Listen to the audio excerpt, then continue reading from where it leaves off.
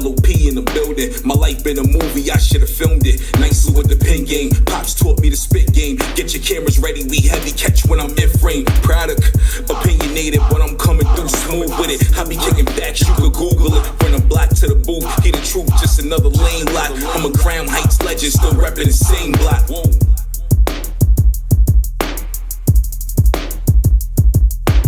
You are now listening to the Life of Produk podcast. Yeah, what up, man? It's the boy Produk. You are now locked into the Life of Produk podcast. This is episode 18, baby. We rocking out. Bang, we fucking legal right now. You know what I'm saying? 3 more episodes and we could drink. You know what I mean? I'm gonna take a shot for y'all on the show.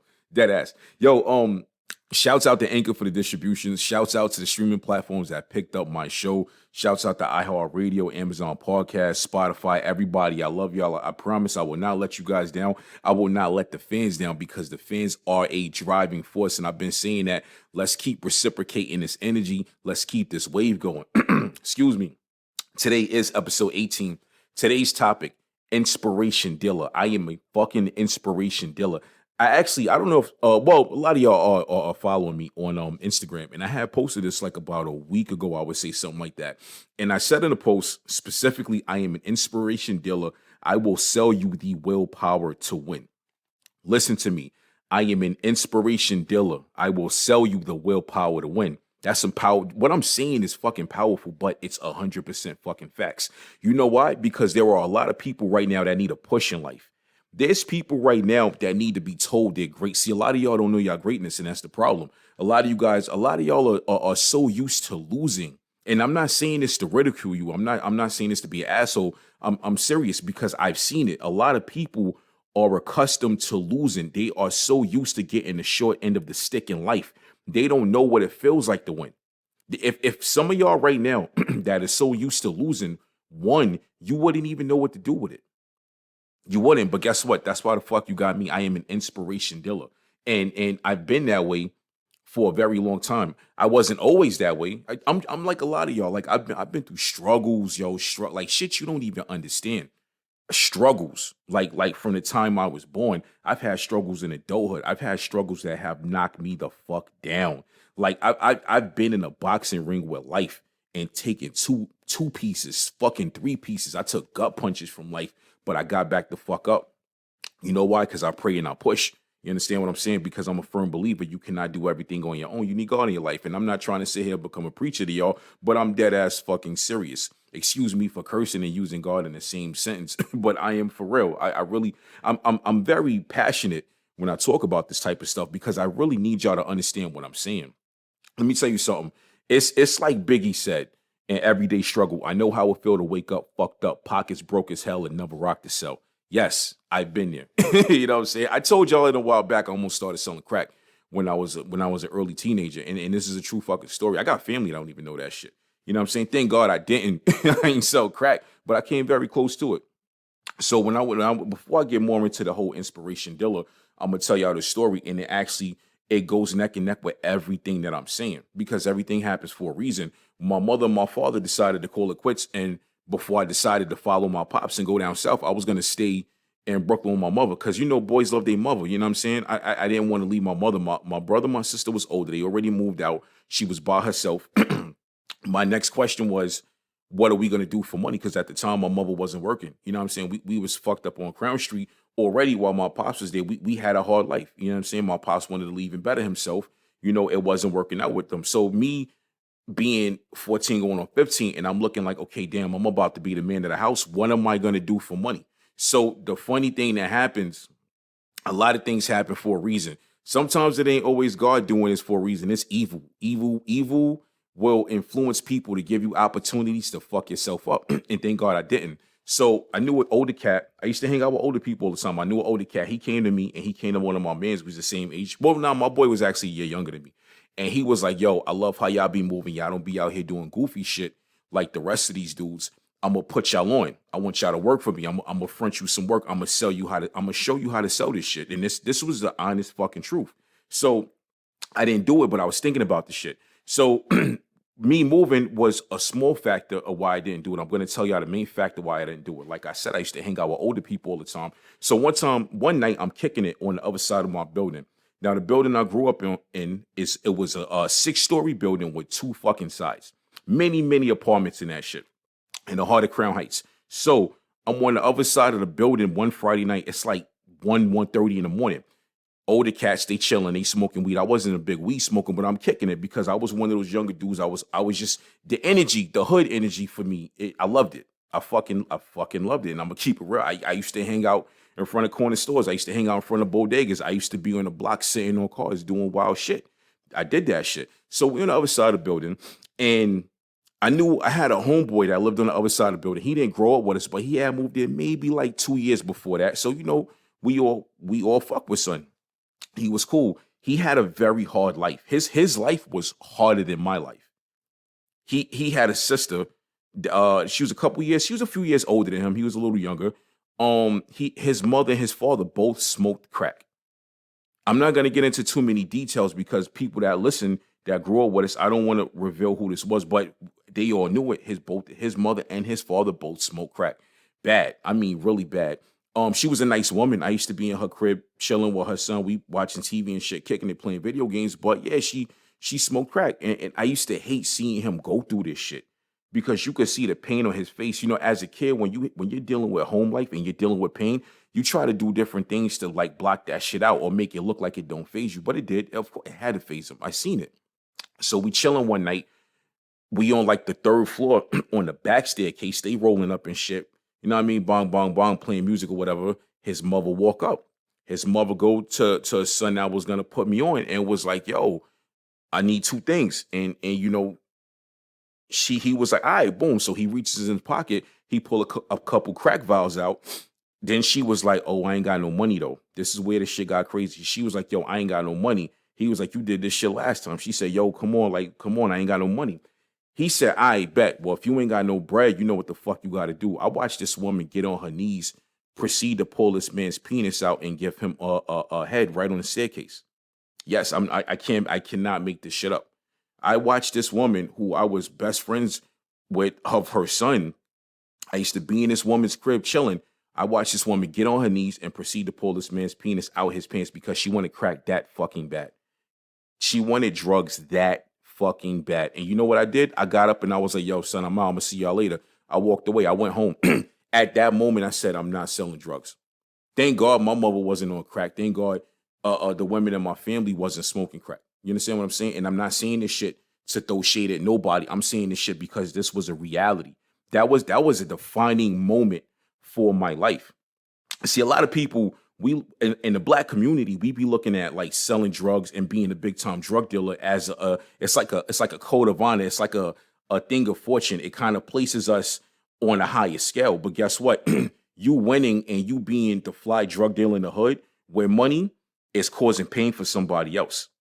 It's causing pain for it is causing pain for somebody else. So me telling y'all this story, I've actually told the same story to 4 other people, younger dudes. And these 4 other younger dudes I told a story to all decided not to sell drugs because I needed to inspire them and I needed them to look at this shit from the flip side of the coin. I needed them to look at this shit from the other side of the spectrum. And one of them didn't really want to listen at first. And I said to him, I said, yo, what if that was your mother? I said, what if you was coming home and you was walking up the steps of your building and you saw your mom's on her knees giving somebody head or whatever. I hate to say giving somebody head. I don't know who's going to listen. It's a little vulgar. This is an adult show. We're adults, right? So yes, fuck it. I said it. I said, what if you caught your mom's giving somebody head for crack? How would you fucking feel? And I had to really talk son out of doing it and whatnot. And I'm glad he didn't. He's doing way better in life. Way fucking better. I'm not going to say his name. I'm not going to disclose who it was. But son is doing better in life. And I like to inspire y'all. You know what I mean? We all heard the term words hurt.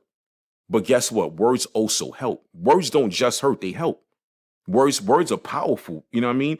I'm gonna tell y'all a story. I got an ex, right? She's an asshole. I got an ex, right? We all got an ex as an asshole. We might have a shit. I might be the ex asshole in somebody's story. I'm not perfect, you know what I mean? But I got an ex. She's an asshole. Years ago, when we was in like the talking stage, and we had we met, exchanged numbers. We was in the talking stage. It was like a random Saturday night, and I just picked up the phone and called her. I was like, I don't want to text her. Let me hear Shorty voice, and I'm on the phone with her. I don't know how this happened, but the energy of the conversation went straight into me talking to her about life. I was telling her what should strengthen, a man and a woman's characteristics. I was talking to her about what should drive a person to do X, Y, Z. This ended up being like a whole hour and a half, 2 hour conversation that me and Shorty had. And the crazy thing about this shit, I remember about 2 years later, we're together now, we're like in a full relationship. 2 years later, we're talking, and she said, "Yo, I want to tell you something." I'm like, "Yo, what's popping?" When women say, "I want to tell you something," conversation go left. So even though I wasn't doing no shit I shouldn't have been doing, my fucking heart started beating. Because as a man, these conversations that get initiated by a woman, they don't go so good. You know what I'm saying? It's usually about speculation of you cheating or you got caught doing some shit. And I wasn't doing no shit. So I was like, here come the speculation. You know what I'm saying? She's an asshole. But my bad. So, 2 years later, she was like, "Yo, I gotta tell you something." I said, "What's up?" She said, "Remember that night you called me, and it was like a random night, Saturday night, and we talked for like an hour and a half, 2 hours with the bong bong conversation." I'm like, "Yeah." She started giving me details so I could remember. I couldn't remember at first. So I'm like, "Yeah, I remember that night." She said, "Yo," she said, I was in a bad space before you called me." I said, "What are you talking about?" She said, "I was going through a lot of things in life at that time." She said, "I was literally laying in the middle of my kitchen floor crying, contemplating a lot of things and thinking to myself, you know what? I don't know if I could continue to go on anymore." And I was like, I'm when she's telling me this, I'm shocked, like, oh shit. Like I would have never known that, because when she answered the phone, I couldn't hear I couldn't hear her crying. She didn't sound like she had been crying. It was like it started out very regular. And she told me, she said, "Yo, you don't know how much you helped me that night by calling me and sitting on the phone with me and having that conversation with me." So, like I've been saying, like our words can help and it can hurt. Hopefully, your words are helping people, not hurting people. You know what I'm saying? Check it out. We have to take a break right quick. We got a word from our sponsor. Shouts out to Anchor. We will be right back with the Life of Product podcast. Yeah, welcome back to the Life of Product podcast, man. Shouts out to Inc. I love you guys. You guys are very dope. As I was saying before, I am an inspiration dealer. People such as myself, we are fucking needed. We are especially in 2021, where everything going on right now, we're fucking needed. People going through things, man. Like the mental health rates are through the fucking roof. It's been said that they have went through the roof more than they were before during the pandemic. The youth, the younger kids, the younger adults, the kids, the teenagers, they need people like me. They need people. They need somebody that has experience in life that's not gonna sit down and talk shit to them. Because a lot of y'all adults be doing that fuck shit, and I don't like that shit. I don't like adults that sit teenagers down or younger adults down or kids and just talk at them like they're fucking bigger than them. You are bigger than nobody. You're a human being. We literally bleed the same blood. We all are made up of the same type of DNA. Fuck that shit. Do not talk to these kids like they're a piece of shit. That actually it grinds my gears. You know what I'm saying? I love using that term. But it grinds my fucking gears. I don't like stuff like that. A lot of them are going through pain. They're going through painful shit in life. It's things that there's people out there right now going through shit you wouldn't even know. They're sick. They have family problems. They have relationship problems. There are people out there right now that have high levels of insecurity. They have levels of insecurity you couldn't even fucking process if they sat and they told you right now. But it might sound ridiculous to you, but it is real life for them. It is reality for them. See, what I try to tell people all the time, I've been through a lot of shit. Like I said, I process pain differently. Now, it took years to get here. I've learned that you can't just get mad about everything. Yeah, you can get upset. You can be down and you can feel down about that shit. But there's a certain once you get to a certain level in life, when you've been through certain shit in life, you tend to look at it differently. So I tell people all the time, I process pain differently. Pain for me is not the same as everybody else. Pain for me is biodegradable. I decompose that shit. I'm dead ass. Listen to me. Pain for me is biodegradable. I decompose it. I fucking recycle it. I recycle pain, excuse me. My mind, my heart, my soul, all of that shit is a fucking machine. It's a machine. You ever been in a factory or one of those assembly line businesses and you see the machine, how you got one thing going down, bang, bang, bang, they break it down, they add to it. That is me. I am a fucking machine. My mind, my heart, my soul, all of that shit runs together. So I recycle pain. I run the pain through it. I put that shit to use every day. What for me, I go to the gym, I rap, produce, I write music, my podcast, my lifestyle, me trying to inspire people. That is how I process my pain because it becomes an energy. You know what I'm saying? Pain is a wasteful material. It's like garbage. You're an ecosystem. Your body is a fucking ecosystem mentally, spiritually, fucking physically. You understand what I'm saying? So you have to get that waste out of you. Look how many times people hold pain inside of them and they bottle that shit up and they're like a ticking time bomb. And I am speaking from experience. I've had times where I've held everything and the wrong / right person tested me and it went bad for them. It went very fucking bad for them. But that's not good. That is not good. By holding think of pain in your body as shit. I just said it. It's look how many times you have to go to the bathroom. I hate this is a nasty analogy. It's very disgusting. But look how many times you have to go to the bathroom and you have to get it out. Your body, your stomach is in pain. You're holding yourself. You gotta, once you get to that toilet, it releases. That is your pain. The pain in your body, it's a wasteful material. It's even though you can't physically touch it, it's not tangible. It's waste. You need to decompose that shit, recycle that shit, take that energy and put it into something constructive. Listen, what's the girl? The girl, B. Simone is the girl's name. Didn't B. Simone recently write like a manifesting book or something like that? I don't know too much details about it. I think she like had got criticized for it. I didn't read it, but the fact that she made she wrote or made or put out a manifestation book, I think that shit is fucking dope. See, a lot of people talk about manifesting because it sounds cool to them. A lot of them don't really know. They don't know like the driving forces behind manifesting. See, a lot of people, to me, there's 3 ways you can manifest shit. You can speak it, you can write it down, and you can think it.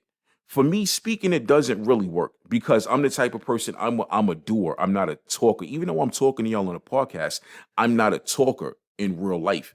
I'm a doer. I don't like telling people what I'm about to do. I don't like blowing hot air. I'm a doer, but I am also a thinker as well. Now, on the thinking side, that is what I call mentally manifestation. You have to realistically mentally manifest. You can't just mentally manifest and think everything gonna fucking happen. You can't just mentally manifest you're gonna be in a relationship with somebody like Meg the fucking Stallion. You don't even know shorty. You are not even in her tax bracket. It's not gonna happen. You have to realistically mentally manifest that shit.